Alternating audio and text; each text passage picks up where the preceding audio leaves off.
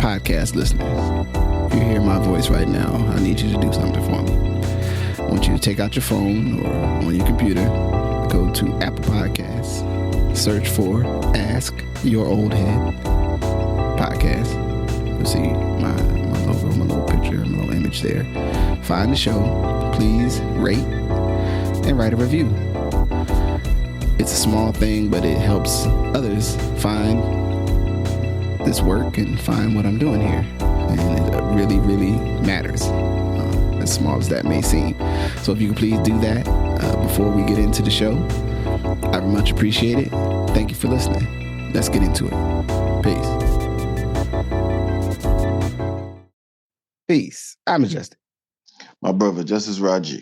Man. So we had mentioned, and it happened, his passing occurred sort of in a gap where we were actually, I guess we were in recording when we were aware, and, wanted to take a moment today just to have a good word about, Randall Robinson passed away looks like, I think that was that on the 23rd.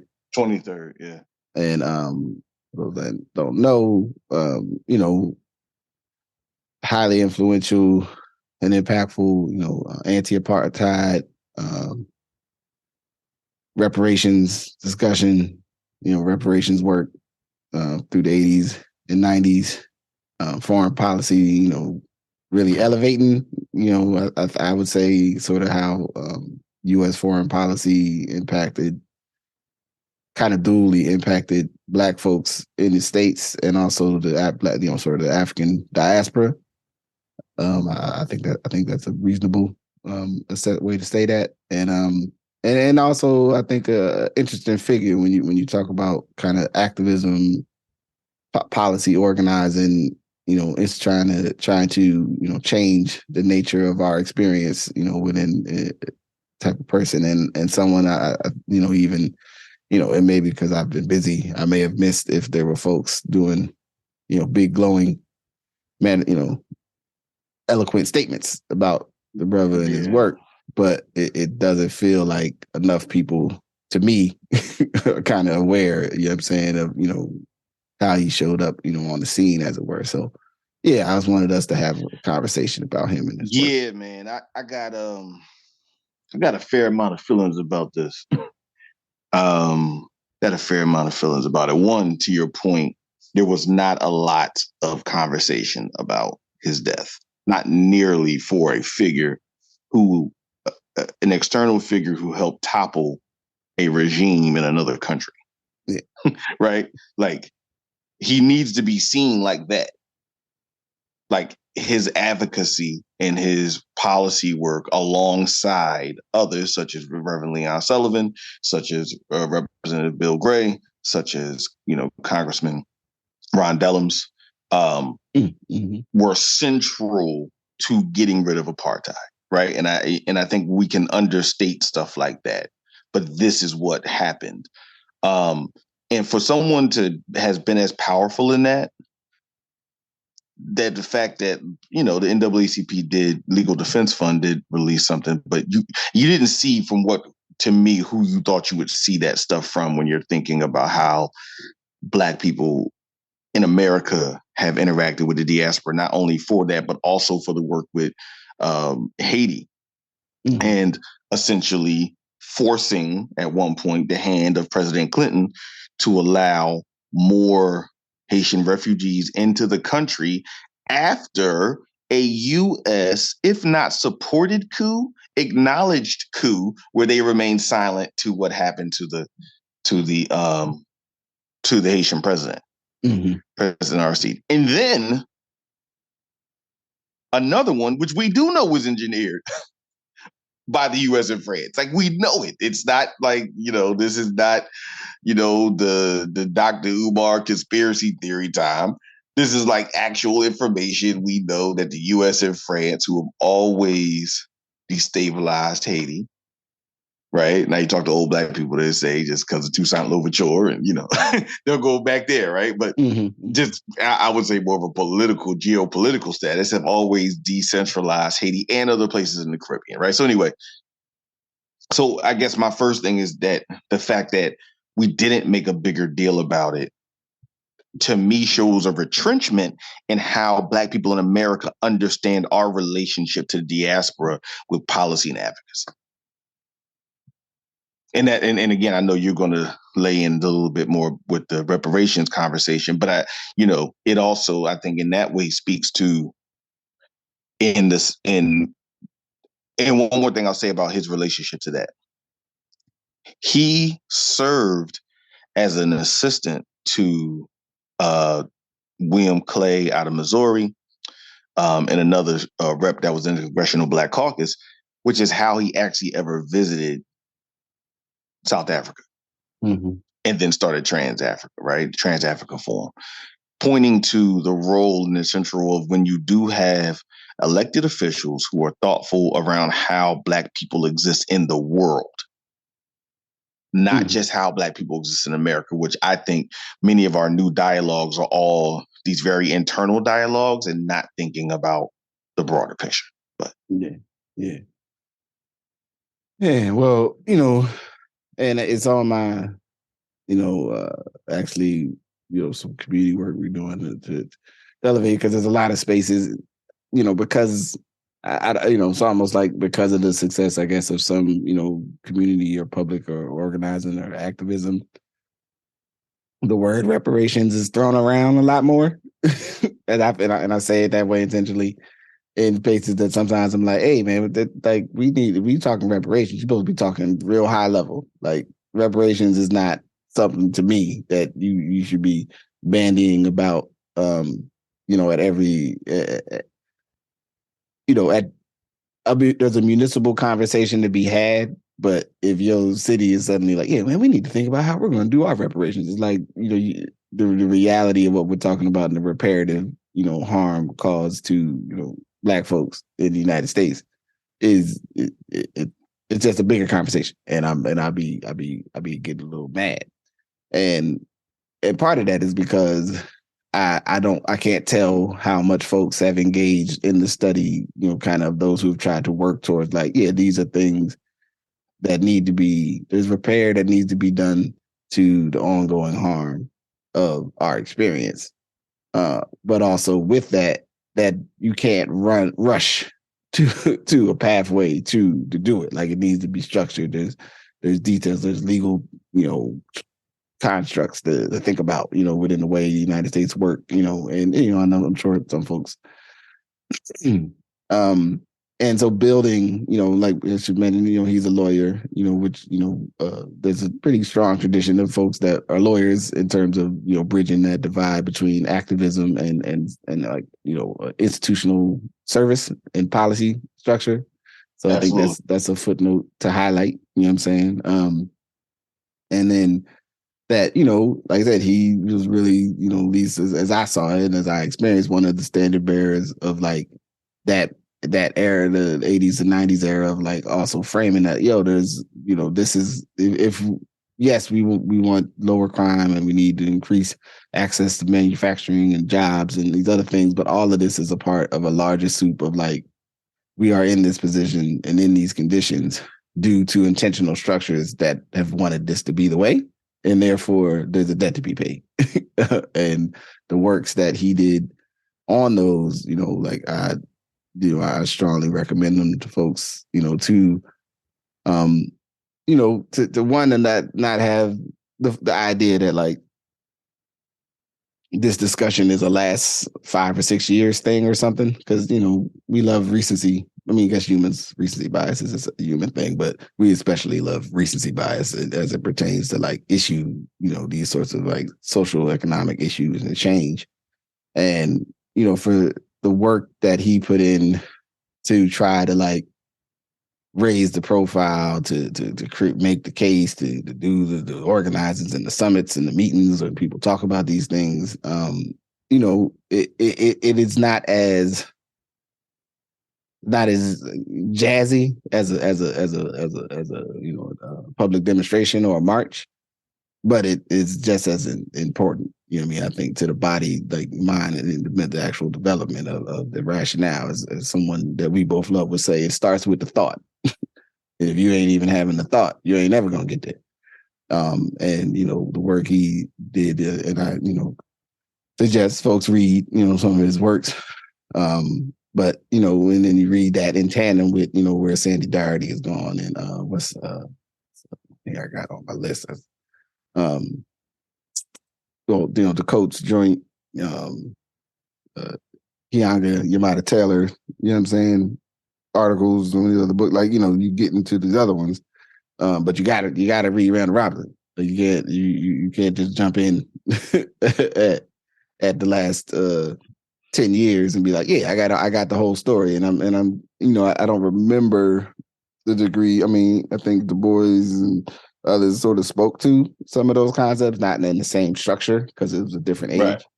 But and I just think I think people should appreciate, there's a generation, and it's the thing that I said been stuck with me from reading The Movement Made Us, is that I think at sometimes have lost in the last 10, 15 years the sense of how much it cost people in their lives for everything that happened from the 50s with the Civil Rights Movement, the 60s with the Civil Rights Movement, 70s, every decade of folks trying to change this direction of this ship to be, live, as some would say, live up to its creed.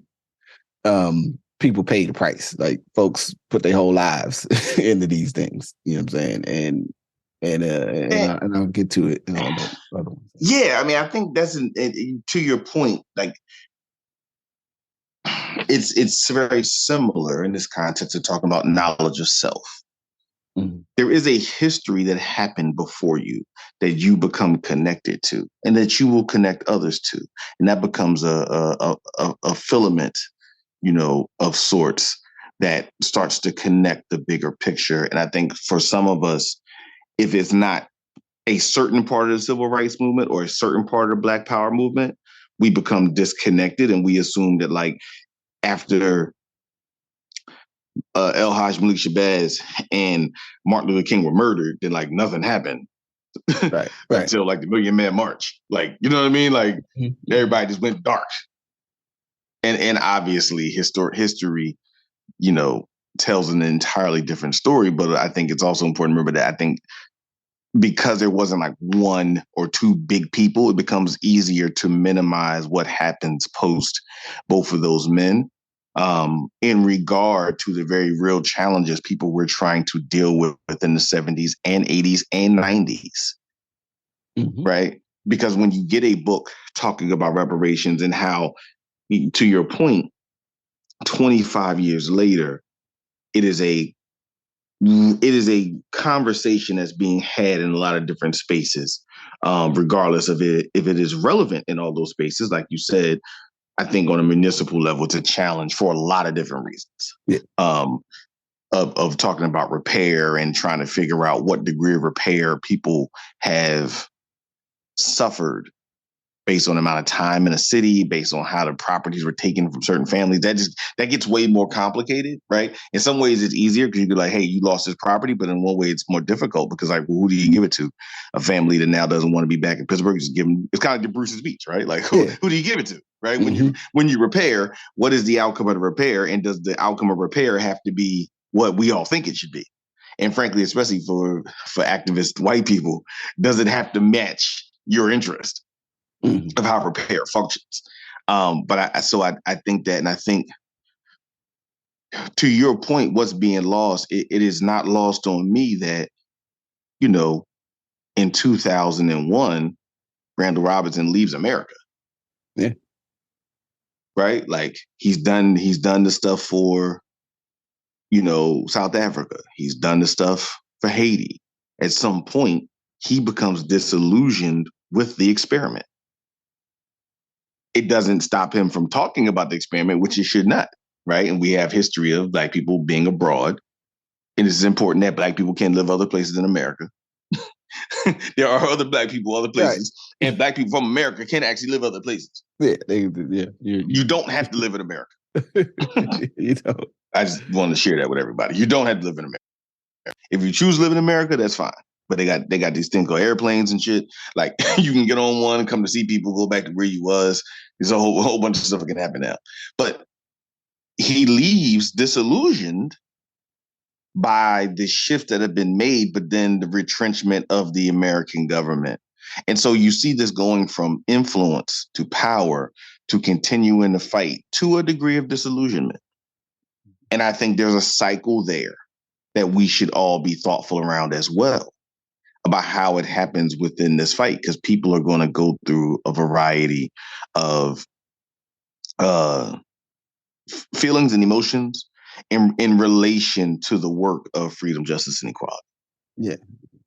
Yeah. And quitting America, I mean, it's one I really suggest to a lot of people to read, because, part of what he really articulates in there, and I was trying to find my copy to refresh my memory, but, it impacted me a lot, even in just in thinking about my family, because a part of some of his concerns was like, I'm trying to, protect my kids in like a situation where I just, this almost like they just won't do right. And is it, should I keep trying to make something do right that they don't want to do right? And is there this other space where I can go? He goes to St. Kitts and Nevis, where his wife, I believe, his family is from there. And he like talks about being able, like, certain issues in terms of stress level that you have to deal with every day were different, and then could try to figure out what to do next. And I understand. I think he still taught law at Penn State University. Yeah, he did. Yeah. But it's like it's something I think about, and I feel as the way he served and did his work is like you get to a place where there is this tug between, like, you taking care of you and the people you care about, and also trying to like make the world this different, in a different way. And I don't see it as a, I think anyone that is operating in public service and operating in trying to make a more fair and just society, I think needs to contemplate the, like, where are your borders, where are your boundaries, where is your energy reserve, where is the space where, as much as I've been most of my life in service in one way or another to people, there's also a line where it's like, I want to go lay down and have a nice sandwich and lay my head on somebody's lap and relax and not, and not be so concerned with trying to make whatever's happening outside different. The physical, mental and emotional stress of fighting is real. And I think that I think in that text, and just in general, like, he articulated sort of like, yeah, like, you know what, maybe this isn't the strategy anymore for me. Like, maybe I don't have it. He was getting up there too, becoming a senior gentleman. Yo, man, I can't be out here leading demonstrations and writing another paper. And I'm gonna go work on some other stuff, and take care of my, look after my, be present in my relationship and figure out what's next for me in life. But I mean, it goes much deeper than that. But I think it's a great piece of thought. You know what I'm saying? A great piece of thinking about, what's the world that we're trying to get to as a people, on planet Earth in totality, not just within the confines of like the American experience.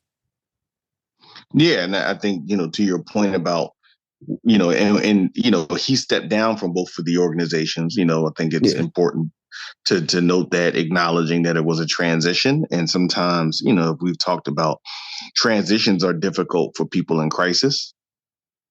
So just as transitions are difficult for individuals in crisis, transitions are difficult for, I think, people in crisis. And it can be difficult for organizations who are dealing with crisis. And so I think people's understanding of like, hey, what's next? I mean, I think there's something to be said for the the passing of the baton, as people would say, where this conversation is now much more of a household conversation than it was 30 years ago, to talk about reparations and just repair generally, however you get to it, right? And I also do want to note that organizing methodology was not just one group of people, right? It was people like him, people like Cobra, right? Led by Queen Mother Moore and a lot of folks who have been advocating this for some time, and debates within that community, just as there are debates within the current community about reparations and, what they say about like being very sensitive or being very cautious about just getting a check cut. Because again, like we talked about with transactions, be careful when all someone has to do to fulfill their response to repair is cut a check. Versus looking at the long-term outcomes of systemic oppression that still impacts people. And what number can you choose to put on it? Or what, more importantly, what processes do you put on it to mitigate and minimize harm going forward, other than the recompense of payment for said issue? Absolutely. And really thinking about what that is. And also, like I said, for me, I think it's because of some travel recently, the idea of what is the responsibility of Black people across the world to think about the diaspora, and how do we think about the politics of the diaspora? I mean, it should, when you think about the work that Randall Robinson did and others did with RSD and everything, it's important to remember that, the last president of Haiti was murdered in his house a couple of months ago. Yeah. And they found the people in Florida. Yep. They didn't find them in Venezuela, right? They didn't find them in Colombia. Like, it wasn't, they weren't sitting somewhere in Amsterdam. They found them in Florida. So there's still a relationship of a variety of forces that are destabilizing the country of Haiti to this day. So past is prologue. And thinking about what is our relationship to the diaspora, right? And you can walk and chew gum. You can say you are focused on the outcomes of Black people in America while still saying the outcomes of Black people in America who were born here has a connection to people who were maybe not born here, but will be here soon. Because if we think about, immigration, we have a much more complex picture of what it means to be Black in America today than maybe we did 30 years ago, where it was mostly West Indian, immigration, where now you see African immigration, you see people, neighborhoods changing, communities are changing. So just the thing of like, you only care about America. Well, the world is coming to you if you don't go to the world. What's happening in the world will impact you. Right. So now when everybody wants to run down, Miami and now go to little Haiti, well, that's because of policy. That's because of the people fighting for more refugees to be able to get into the country. There's bigger politics around things that we take for granted because it was in a rap song. Right. And so, I think it's important for us to see ourselves in understanding global policy, especially with all the things that are happening right now around the dollar, Ukraine, like there's a lot going on, right? Essentially, the French president essentially saying they should stay out of the beef between China and Taiwan and don't follow America into that fight. I mean, there's a lot happening. So just globally, us thinking about foreign affairs, to close your eyes and put your head in the sand around global affairs because you think you're having an impact on America, is short-sighted at best.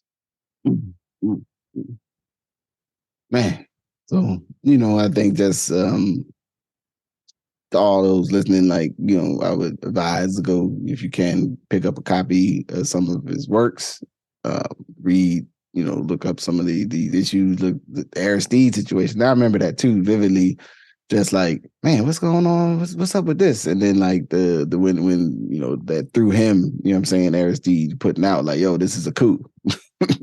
Like, and none of this is, I know some folk, everybody don't like Aristide, and I don't, I'm not here to get into all the details of that. It's more of the understanding that, due to the relationship, and proximity, at least, that person's life was able to be spared, at least in that moment. But also that there was a strong effort, to make connections that were so like economic and mutual interests between, across the diaspora, you know what I'm saying, the African diaspora.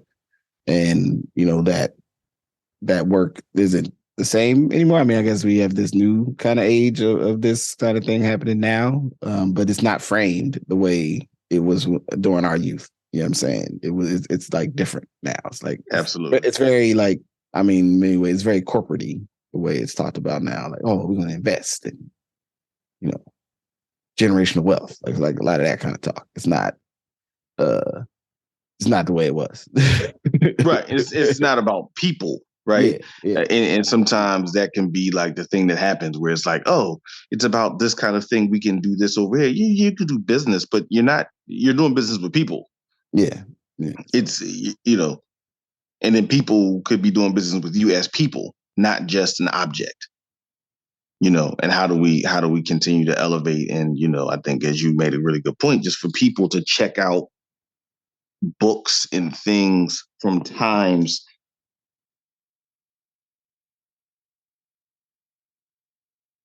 And it's the same, I would say, for, we often talk about like post-Reconstruction going into the Niagara movement period and all these kind of things. There were things that were occurring other than the times, unfortunately, that, sometimes we found out about in school, right? About Black people in America and all over the world that I think is instructive for us to know. So I want, thank you just for really bringing this dialogue to the forefront, about kind of like, what's still out there that we need to arm ourselves with to have the most rational dialogue today. Absolutely. So, with that, I mean, respects to Randall Robinson family, well-being, those who know him, and thank you, for his work and service. Absolutely. Otherwise, I'm saying, that's all I had for us to add on today. Good to go. With that, let's say peace. Peace. Thank you for listening to Good Brothers. Thank you to my good brother, I'm Majestic. Once again, much love and respect to Randall Robinson and his family. Condolences and appreciation for what he gave and what y'all gave his family.